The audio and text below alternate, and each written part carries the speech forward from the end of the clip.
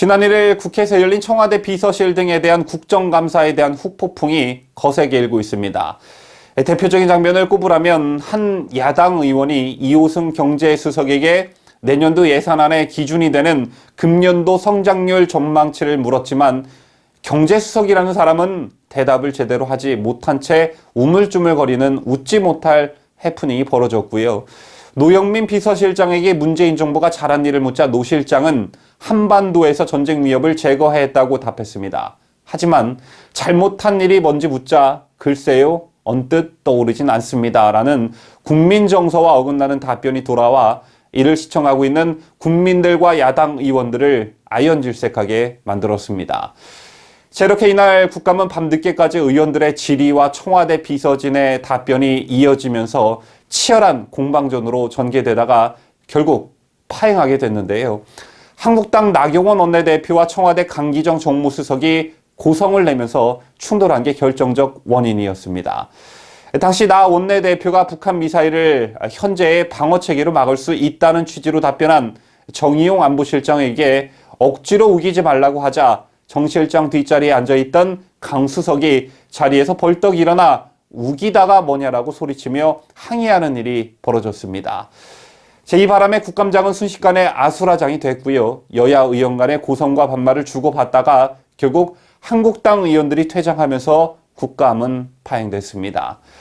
여러분도 아시다시피 국회 운영 이해 청와대 국감은 언론의 관심도도 높고 여야가 또 뜨겁게 대립 충돌하는 것으로 정평이 나 있습니다. 야당은 사실상 대통령을 대신해 국감에 나선 비서실장, 안보실장, 정책실장을 상대로 거친 공세를 벌이고 여당에서는 대통령을 방어하기 위해 총력전을 펴기 때문입니다. 하지만 그렇다 쳐도 현직 청와대 참모가 국회 국정감사장에서 야당 의원을 상대로 고함과 반말, 삿대질을 쓰는 경우는 지금까지 거의 없었습니다. 다시 말해 강수석 같은 경우는 전례를 찾아보기 어렵다는 것인데요. 제 같은 강기정의 행위를 놓고 야당은 강하게 반발하고 있고 민주당 일각에서도 연말 예산안 처리 등을 앞두고 야당의 협조가 필요한 시점에서 청와대 정무수석이 야당의 심기를 건드린 것은 부적절했다는 목소리가 나오고 있는 것으로 전해집니다. 어쨌든 이날 청와대 참모진들과 야당 의원들이 폭발하게 된 단초가 된 것은 정의용 국가안보실장의 발언이었습니다.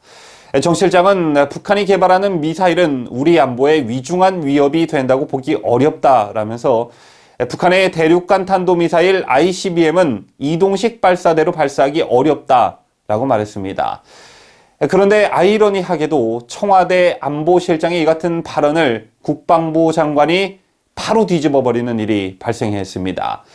오늘 국회에서 열린 국방위원회 전체 회의에 출석한 정경두 국방장관은 북한의 대륙간 탄도미사일 ICBM 발사와 관련해 이동식 발사대의 지지대를 받쳐서 발사했다라고 말했습니다. 그러니까 안보수장인 국가안보실장은 북한의 대륙간 탄도미사일 ICBM이 이동식 발사대로 발사하기 어렵다라고 말을 하고 있는 것이고 국군의 수장인 국방부 장관은 북한이 ICBM을 이동식 발사대의 지지대를 받쳐서 발사했다라고 말하고 있는 것입니다. 때문에 정의용의 국회 국감장에서의 발언은 위증 논란은 물론 북한 옹호가 도를 넘었다는 비판이 쏟아지고 있습니다. 정 실장이 북한의 동창리 발사장 폐기 의미를 과장하면서 무리수를 던졌다는 분석이 바로 그것인데요. 정 실장은 이동식 발사대에서의 ICBM 발사는 어렵기 때문에 동창리 미사일 발사장이 폐기되면 북의 ICBM 발사 능력도 없어진다고 자신 있게 말씀드린다라고 강조했었습니다. 다시 말해 북한의 동창리 발사장 폐기를 강조하려는 의도가 팩트 자체를 심각하게 훼손하는 우를 범했다는 것입니다. 그런데 문제는 청와대의 이 안희안 대북관과 안보관 논란이 어제 오늘 일이 아니라는 점입니다. 정 실장은 문재인의 상중에 북한의 도발은 결례가 아니냐는 질문에도 청와대로 복귀하고 난 다음에 발사됐다고 했다는 어처구니 없는 답변을 내놨고요. 노영민 비서실장 지난 8월 국회 운영위원회에서 현 정부 출범 후 북한이 몇 차례 핵실험을 했느냐는 질문에 한 번도 안 했다고 말했다가 뒤늦게 정정하기도 하는 해프닝이 벌어지기도 했습니다. 당시 노 실장의 발언은 김현종 안보실 2차장이 조언한 것으로 알려졌습니다. 청와대의 이상한 대북관과 안보관은 이뿐만이 아니었는데요. 최종건 청와대 평화기획비서관은 지난 8월 23일 언론 인터뷰에서 한반도의 안보 환경이 변하면 변할수록 우리가 진행하는 평화 프로세스가 순기능적으로 진행하게 된다면 한일 간 정보 공유 수요는 떨어지게 돼 있다고 말했습니다. 이 발언은 한일 군사정보보호협정 파기의 정당성을 설명하는 과정에서 나온 발언인데요. 북의 도발이 줄었기 때문에 일본의 군사정보를 의존하지 않아도 된다는 그런 취지였습니다. 자, 그러나 이런 발언이 나온 시점에 북한은 올해만 미사일 방사포 도발을 8차례나 했고 인터뷰 다음날 아침에도 함남 선덕에서 초대형 방사포 2발을 쐈습니다. 제 밖에도 청와대 정부 관계자들은 틈만 나면 우리도 미사일 시험을 자주 하니까 북한을 비난할 수 없다. 또한 북한이 9.19 남북 군사 합의를 위반한다고 하는 순간 우리도 군사 합의를 위반하고 있는 것이라는 등의 북한을 적극 옹호하는 모습을 보여왔습니다. 구독자 여러분, 우리나라 안보를 일선에서 책임지고 있는 사람들의 수준이 이 정도입니다. 북한이 삶은 소대가리라고 비아냥거려도 이 사람들의 안보의식은 아직도 바뀌지 않고 있습니다.